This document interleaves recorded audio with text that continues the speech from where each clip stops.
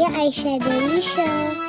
Hari ni saya nak pergi Leisure Garden Sepang. Tiket boleh beli kat sini tau. Harga dia murah je. Kat sini pun ada kedai makan. Semua sedap-sedap.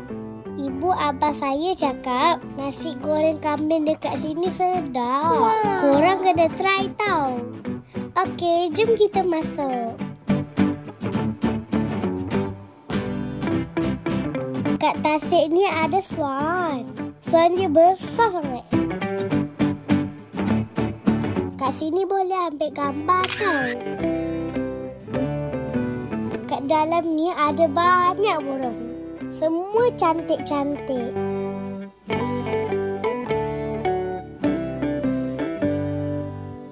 Kat sini pun ada sugar glider, ular, kecok dan banyak lagi. Petting zoo ni best sebab boleh piknik, boleh duduk kat gazebo, tak perlu healing sambil main dengan kambing. Comel ni kambing ni, kaki dia pendek je.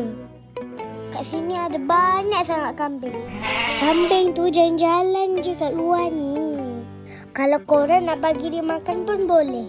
Beli je makanan kat sini. Santai nampak.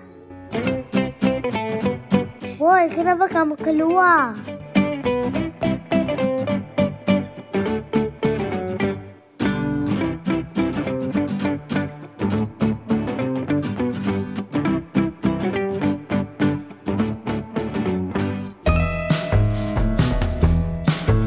Tengok tu, ostrich pun ada. Saya takut sangat. Tapi dia baik. Dia tak kacau orang pun.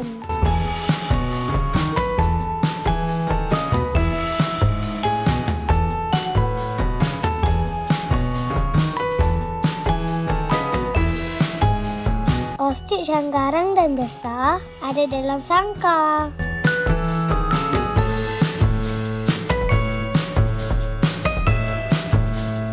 Nak bagi ostrich makan pun boleh. Tengok tu. Abang saya bagi kambing ni makan. Tengok tu, happynya muka dia. Kat sini ada banyak tempat cantik. Boleh ambil gambar. Nak tangkap anak ikan pun boleh.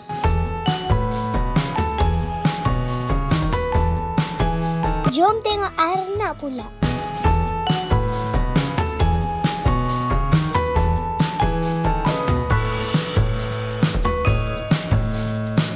Saya suka sangat tempat arnab ni.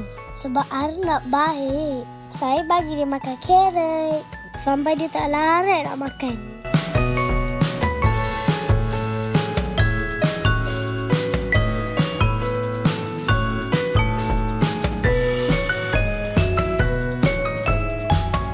Guinea pig pun ada. Comel.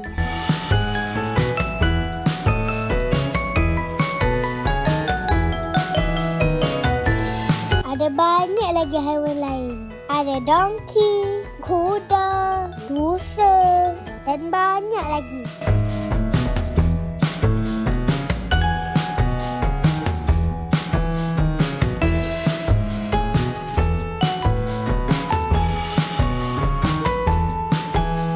Saya suka sangat datang sini. Korang ajarlah ibu abang korang datang sini. Best. Jumpa lagi. Bye.